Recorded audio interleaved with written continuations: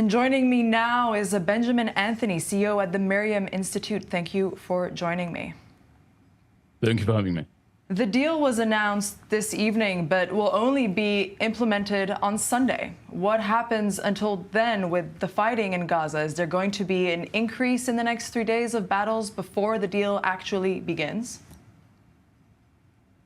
Well, first of all, before I come to that, I just want to express some thoughts about the deal, which is obviously one that extracts an enormous price from the people and the state of Israel, which is added to the price that we initially paid on October the 7th in the wake of the Hamas massacre against our men, women, and children, and the same massacre that took those very individuals we're now talking about coming home hostage in the first place.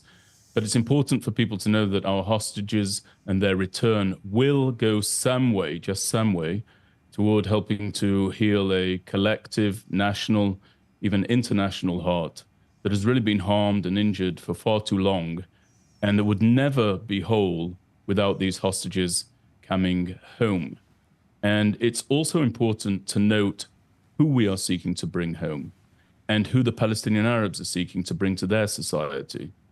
Ariel Bibas, a 4-year-old who was kidnapped, Kfir Bibas, 9 months old at the point of being kidnapped, and his parents, Yarden and Shiri, 34 years of age and 33 years of age, respectively, they are the people we are seeking to bring home.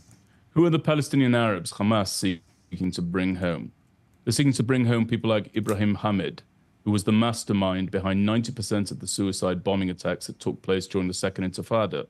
They're seeking to bring home individuals like Abbas al-Sayed, the principal planner of the 2002 Passover massacre in Netanya. He himself was sentenced to 35 life terms. So Israelis want to bring our men, women, children, and loved ones home. Palestinian Arabs, Hamas, their leadership there inside the Gaza Strip, want to bring home individuals that no reasonable, rational society would want within its midst. I think that goes a long way to show what we're dealing with. Just a very short answer to your question about what will take place between now and Sunday. It remains to be seen, but we haven't seen what we saw in the north. In the north, as the ceasefire agreement that was thrashed out between Lebanon and Israel was taking shape, there was an intensification of IDF operations against Hezbollah strongholds. That's not been reflected inside Gaza. It could be that the deal is still at too delicate a phase for the IDF to do that. But it could also be the fact that the IDF has brought about significant gains already against Hamas's capabilities inside the Gaza Strip. But militarily, that's one subject. Putting that aside, the deal has not yet been announced as signed by Prime Minister Netanyahu. We expect it to be so, but there is many a slip from cap to sip, and we'll have to wait and see what happens. So then, your take on whether or not this is a good deal for Israel or even for Hamas? Well, to be perfectly frank about it, I think that we will rejoice and celebrate and weep tears of emotion, happiness, sadness for each and every hostage who comes home. Of course, everybody wants our hostages to come home, and we've wanted them home since the day that they were abducted. But in terms of whether this is a deal, the terms of which are favorable toward Israel, I'd have to say absolutely not, other than the return of the hostages. We have not wiped out Hamas as a functioning terror organization inside the Gaza Strip. We have not prevented them conclusively from posing a future threat to our citizens inside Israel. We have fought long and hard since October the 7th to battle back against this terror army. It has been downgraded to a terror organization.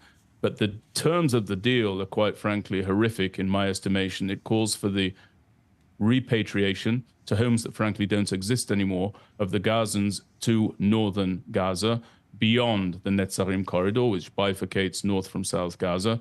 It calls for the withdrawal of the Israel Defense Forces from huge segments of the Philadelphia corridor, from which much of the contraband and the training was smuggled out of the Gaza Strip and then back into the Gaza Strip prior to the October 7th attack. The IDF is saying that we will stay on the Rafah crossing, but not throughout the Philadelphia corridor, so that's very problematic. And we're, of course, talking about eventually the withdrawal of the Israel Defense Forces in its entirety, minus a perimeter, a security perimeter around east and northern Gaza. So I think that we should not expect that the Hamas terrorists will not reconstitute themselves. I believe that they will. I think that the fighting should go on.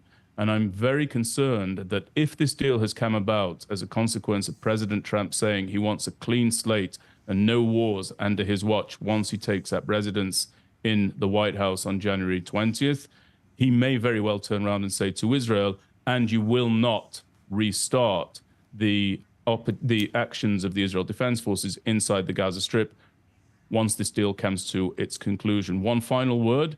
President Trump's ultimatum was a very clear one. It was that all of the hostages be home by the time he takes up office on January 20th. This deal breezes, sadly, tragically, right through that deadline. The first phase alone is going to last for 42 days. And with each phase, the likelihood of getting to the phase beyond it reduces. Having said that, we cannot get to the last phase without entering into the first phase. All right, Benjamin Anthony, CEO at the MirYam Institute, thank you for that insight. Thank you for having me.